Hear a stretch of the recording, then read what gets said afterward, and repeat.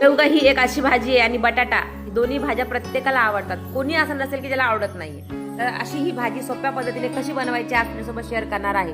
तर मी घेतला एक पॅन मध्ये घातला तेलामध्ये जिरं, हिंग, कांदा, आलं, लसूण, कोथिंबीर, थोडंसं नारळ, ओलं नारळ किंवा सुकलेलं खोबरं घेऊ शकता आणि सगळ्या पेस्ट करून घेऊन त्याच्यात मस्त भाजून घ्यायचं. कांदा पण छान लालसर भाजायचा आणि हे वाटण जे वाटून टाकलं ते पण चांगलं भाजायचं. त्याच्यामध्ये लाल तिखट, जिरेपूड, धनेपूड, हळद आणि मी ह्याच्यात सांबार मसाला घातला कारण सांबार मसाल्यामुळे एक वेगळी चव येते शेवग्याला. म्हणून तुम्ही पण ट्राय करा शेवग्यामध्ये सांबार मसाला घालून भाजी बनवा.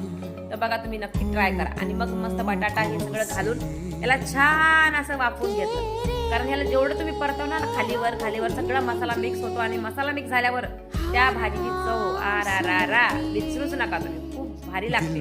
त्यामुळं नक्की ट्राय करा. मी बनवल्या त्या पद्धतीने तुम्ही पण भाजी बनवा, खा आणि मस्त एन्जॉय करा. नंतर वरून घातला टोमॅटो आणि मीठ कारण सगळ्यात शेवटी झालं तर मीठ आणि टोमॅटो झालं. तर कोथिंबीर पण घातली होती पण ती वाटून घातली होती तर त्याच्यामुळे कोथिंबीर परत मी घातली नाहीये.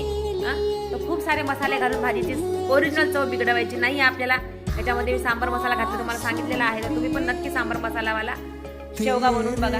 खूप भारी आणि छान रेसिपी आहे. आणि तुम्ही माझ्या चॅनलवर पहिल्यांदा आला असाल तर नक्की सबस्क्राईब करा, लाईक करा, कमेंट करायला विसरू नका.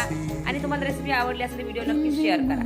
तर भेटूया नेक्स्ट व्हिडिओमध्ये. आणि मी शॉर्टमध्येच भाज्या रेसिपीच्या टाकते कारण लॉंग व्हिडिओ बनवायला वेळ मिळत नाही. नक्कीच आपला नेक्स्ट लॉंग व्हिडिओ येणार आहे आपल्या चॅनलवर. त्यासाठी माझ्या चॅनलला नक्की सबस्क्राईब करा, लाईक करा. Bye bye. भेटूया नेक्स्ट शॉर्ट व्हिडिओमध्ये. आणि पुढची भाजी खूप सुंदर येणार आहे श्रावणी घेवडा. पुन्हा कुणाला आवडत नाही श्रावणी घेवडा ही ह्या पद्धतीने बनवून बघा, नक्की आवडेल.